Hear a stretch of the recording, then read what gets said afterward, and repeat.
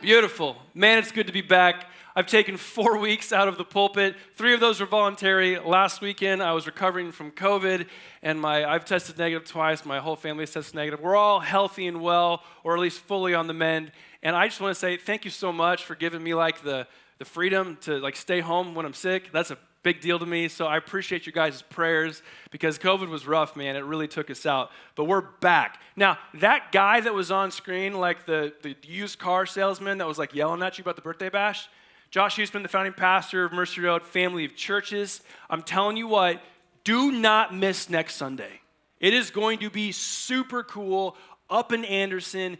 Go to www.birthdaybash2021.com so you can RSVP. Here's the deal. We're going to have a bus show up here on Sunday morning at 8:45 a.m. for anyone that's just I don't know if I want to spend the gas money to drive up to Anderson and back. We got you covered. We got a bus rented for you. So be here at 8:45 a.m. The bus will take you up and take you back if you want or need some transportation. Now, in the event that any of you have got infants, nap time schedules, the logistics of that, you don't want to deal with that, you're not prepared for that, we are going to keep this facility open next Sunday. We're not having a 9:30 or 11 a.m. service, but we will open the building at 10:30. Mercy Kids will be offered, and this space will be open so that you can watch the live stream on the screens. So that means that you're not going to miss a thing.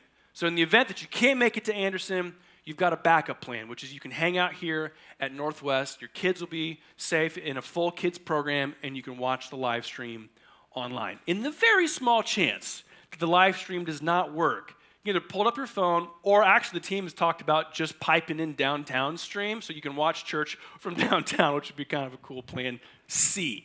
So, free food, fun for the kids up in Anderson. This is our 5th church plant. I want our church to get on board with this. I want our church to back them up, give that support. We've actually had church plant coaches tell me, don't do something like this. It will scramble your people. But I'll tell you what, everything in the history of our church, we've pretty much done the opposite of what people have recommended, and God's always blessed it, and God's always shown up. So we're just going to keep doing scrappy things like we've always done and believe that God is going to show up. So do not miss Anderson next weekend. Okay. Conclusion of this series, Proverbs 19:23 says this: the fear of the Lord leads to life. The fear of the Lord leads to life. Then one rests content, untouched by trouble. Let's pray together. Jesus, we acknowledge your presence in the room this morning. We acknowledge your power in the room this morning. That your power can change lives. That chains can fall. That fear can bow. So, Lord, we just empty ourselves before you right now and ask that you'd meet us here in this place. We expect to hear your voice from your word leading our lives. God, I pray for the person in the room right now that might feel distant from you. Jesus, would you draw close to that person? Maybe the person in the room that doesn't know you at all, would you soften that person's heart? Lord, we ask for all fear to subside and be resigned this morning. We give you these prayers with our whole heart. Together we said, amen. So I've got 2 daughters. I've got a 3.5-year-old, and then I've got a 1.5-year-old. The 3.5-year-old is super cautious of everything, very, very calculated.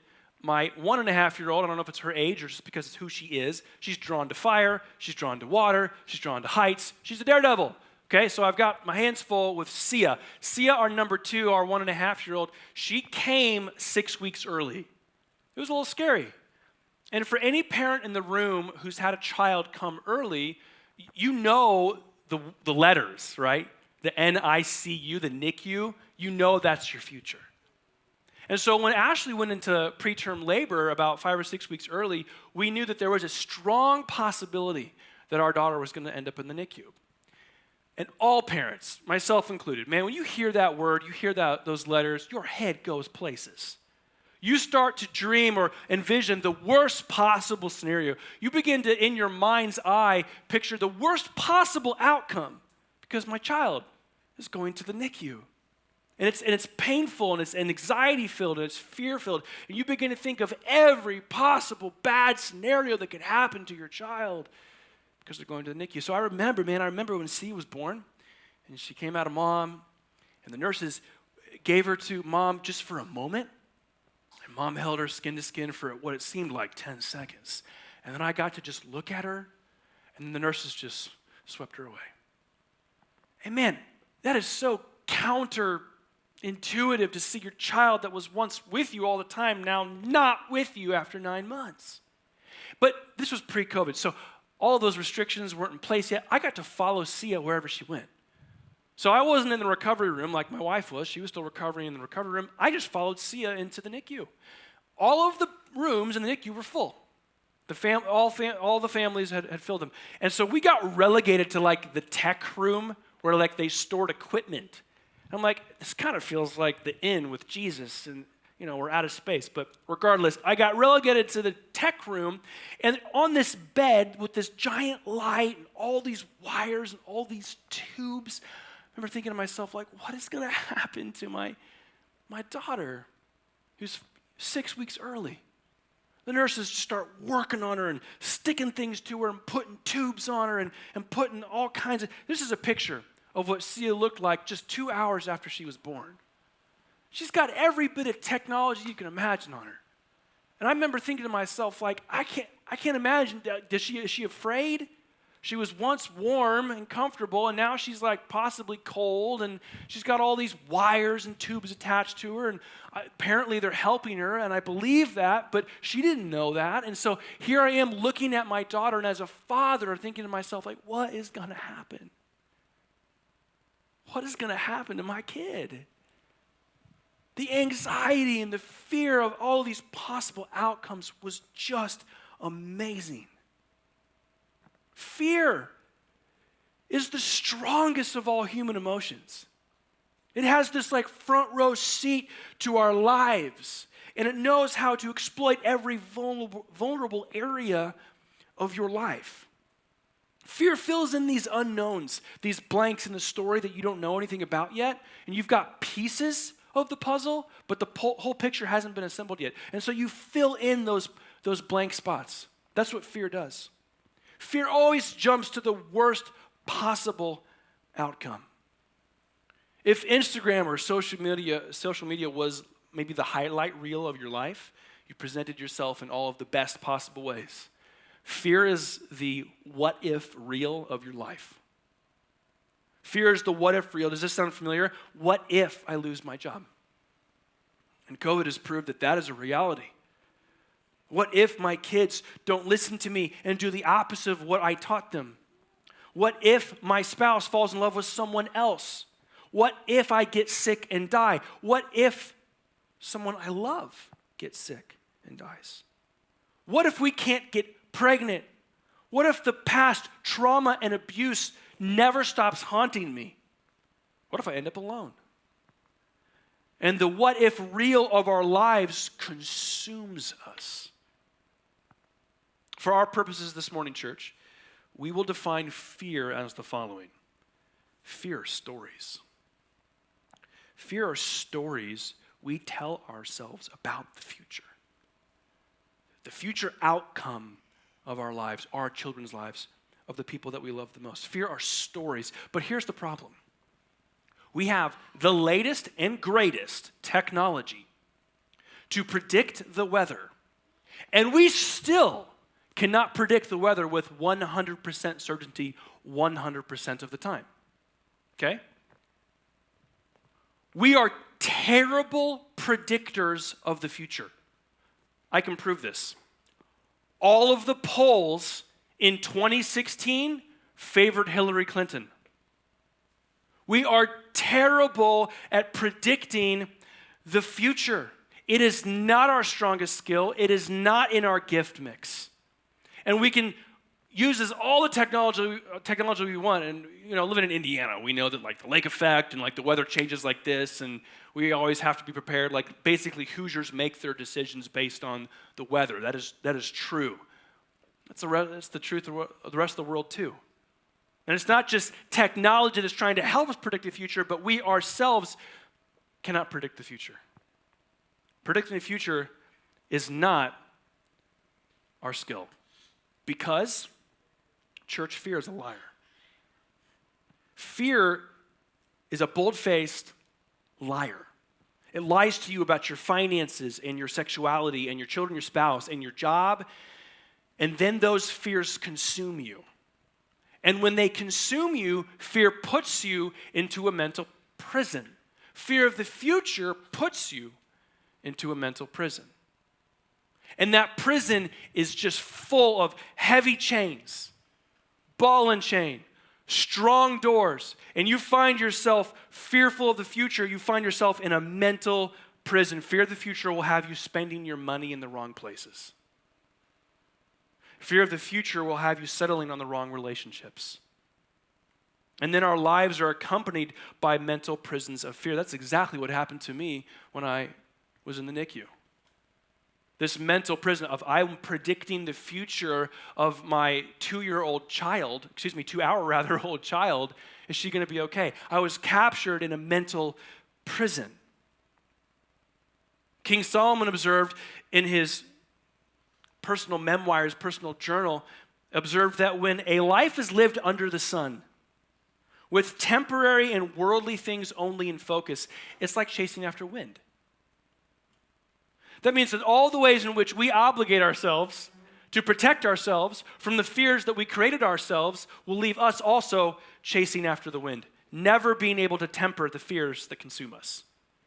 So, King Solomon in all of his wisdom tells us to what? Instead, fear God. To fear God, the person with the most power. I don't know if any of you in this room are history buffs. There comes a time in a man's life, like in his mid-30s, he has to choose to invest in a Traeger grill and start grilling meat, or get into World War II history. I've decided to go the history route because I'm not good at grilling. So I don't know if any of you guys in the room are like also history buffs. I'm kind of a history buff. And what I've discovered in learning about presidential history is that, yes, everybody knows that the president retains the office with the most power in the entire world. And with the stroke of a pen, a war can commence. But I come to find out recently, this was shocking to me, that if you look throughout history and really follow the executive orders performed by presidents, they were rarely enacted, and at best, slow to be enacted. That's crazy to me. The most powerful person in the world who can make war with the strike of a pen, when making an executive order with a strike of a pen, is rarely enacted, or at best slow to be enacted. God has limitless powers. God has limitless powers, and when he speaks, universes are created, and he doesn't even need a pen. And the reason I'm trying to juxtapose these two things is because we find ourselves always fearing the future when the future really has no power over you. We're not very good at predicting the future, and the most powerful being in the whole world, God himself, has all of the power. Fear the person with the most power, God.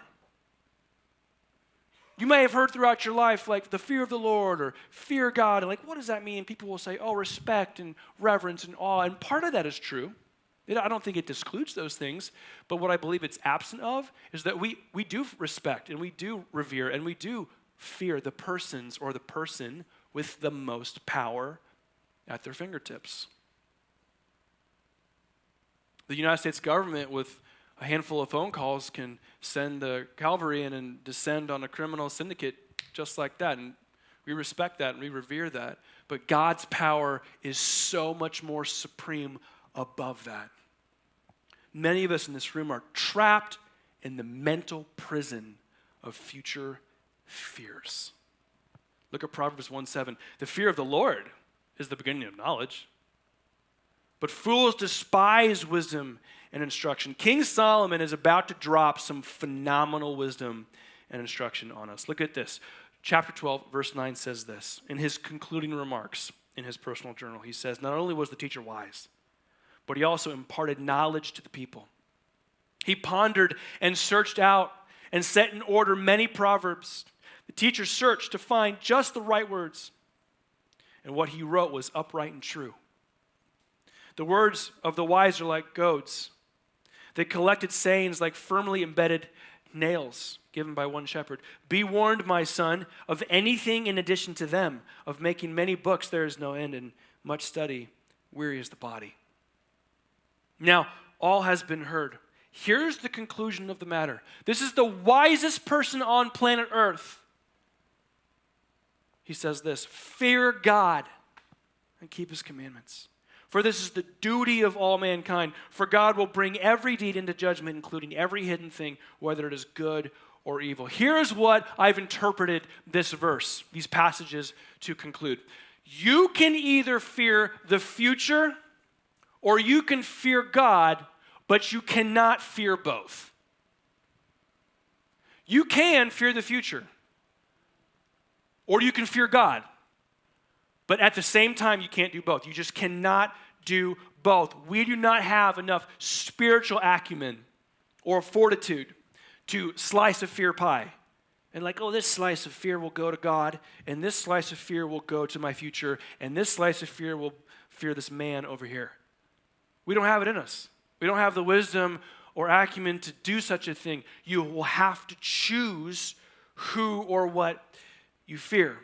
So, here's what I believe King Solomon is encouraging you to do, me to do this morning. Stop fearing the future. Your predictions are off. Stop fearing the future.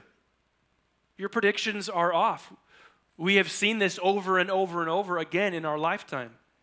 Maybe you are a data analyst in the room this morning, or you're an accountant. You work with numbers or data, and part of your job at your firm is to predict up curves and down curves. And I'll be honest, I don't really know much about your world, but I know that the world exists. And you live in a world where you are using numbers and data to predict a future outcome. Here's the problem. The same data set that you use is not the same data set God uses.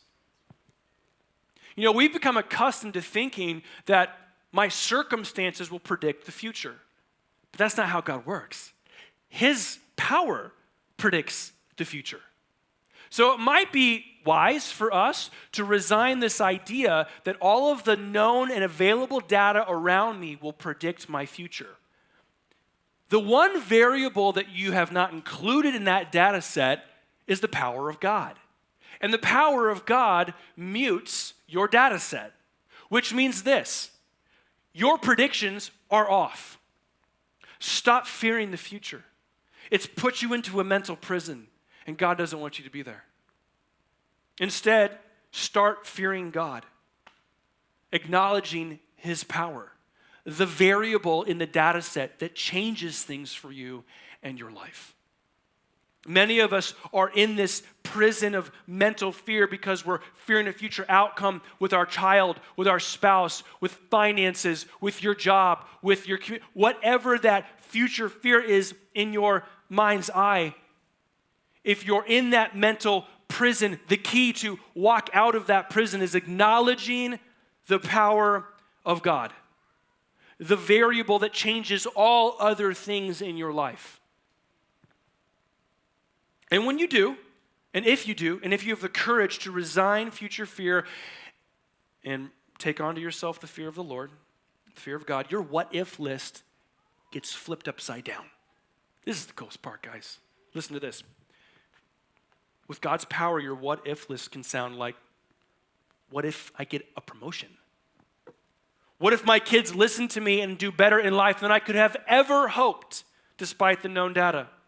What if my spouse and I fall more deeply in love despite the available details? What if God heals me of cancer despite what the doctor said? What if God can get us pregnant after all? What if we have twins? God bless you. What if the trauma and the abuse of my past fades out of my memory because of the power of God? Church, you serve a God who speaks, and the physics of light and sound obey him. A God so powerful and creative, he designed a color palette for your eyes to enjoy, beautiful sounds for your ears to listen to, and taste buds to enjoy a wide variety of foods, scent to enjoy life's wonderful aromas, unless you're recovering from COVID and you can't smell anything, like I am right now. I want to acknowledge this morning that you are probably carrying a fear in your spirit, in your soul. And you've been carrying it for a lifetime, maybe since you were young. Or maybe the known and available data set that's available to you right now has made you to believe that the future outcome that you are so fearful of is inevitable. But I'm telling you right now that that is not how God works. God's power is supreme over all human data sets.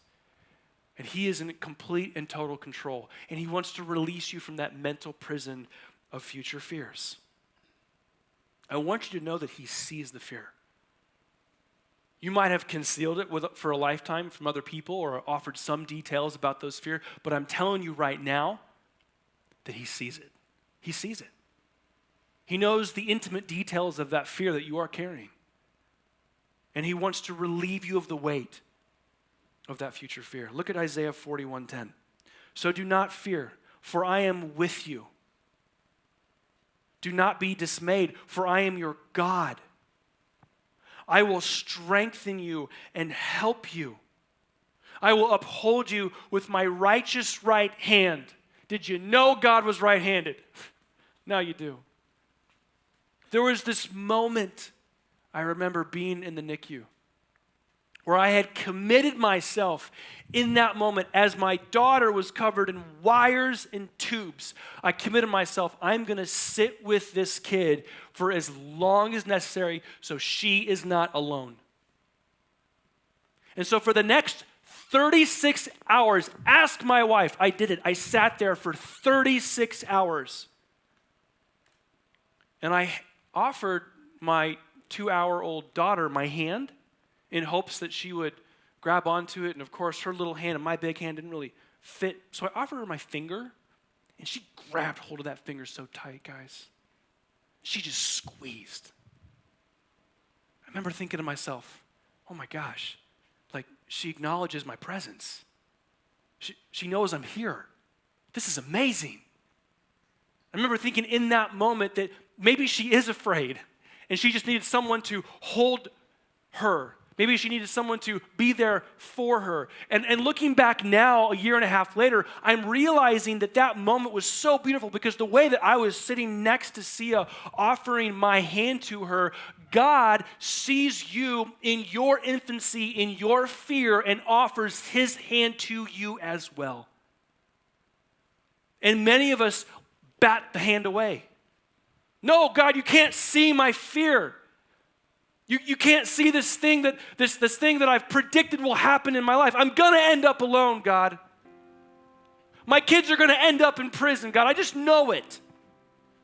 We're never gonna be able to have children. I'm just convinced of it because all the data suggests that.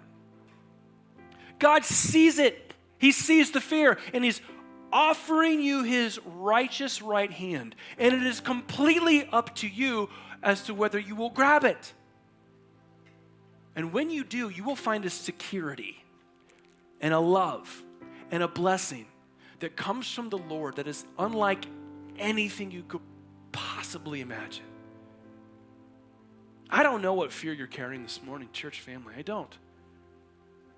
But I know that this has been a season that's been difficult. The leaders and I were talking about that this morning in our pregame meeting about, man, it just seems like there's all these heartaches and hardships that's happening in our leadership community and amongst our church family. And there's this bigger portrait and bigger vision of what I believe is happening, which is God is using this community for great things in his kingdom for his name. And the enemy sees it and tries to get involved to slow it down or to completely destroy it along the way. And that is not going to happen with God's power in this place. But it will come with heartache and it will come with hardship. And fears come along with that too. And so I don't know what your heartache or hardship is, but it's probably got a fear attached to it. I'm telling you right now that fear is optional. You do not have to carry it by yourself any longer. And you're also not very good at predicting the outcome of the future. So why try? Give it to the Lord in trust. And what you'll find is that he's offering his right hand to you, and the most powerful being in the whole world who speaks and light obeys him is also so kind and so tender that he wants to sit next to you and offer his hand to you in your time of need.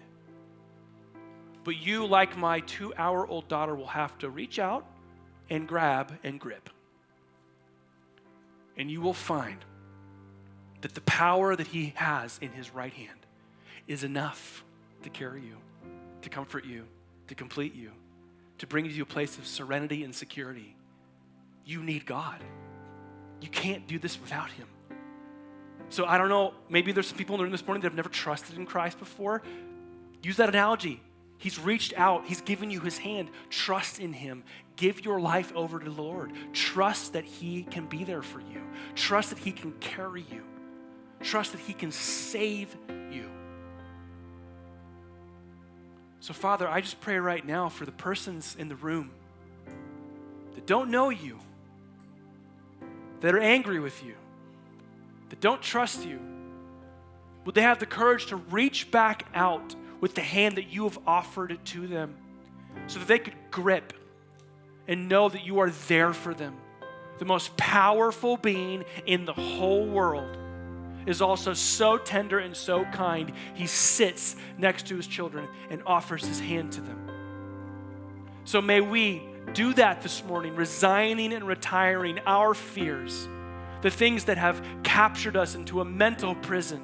I pray that we would resign them and give them over to you willingly with trusting hearts so that we could walk in freedom, so that we could know that you, Lord, know what you're doing. You have it under control. You are so powerful, and your power is the one variable we often forget when we try to predict the future. So I pray right now that we as a church would stop trying to predict the future, to predict future outcomes that are always bad and negative.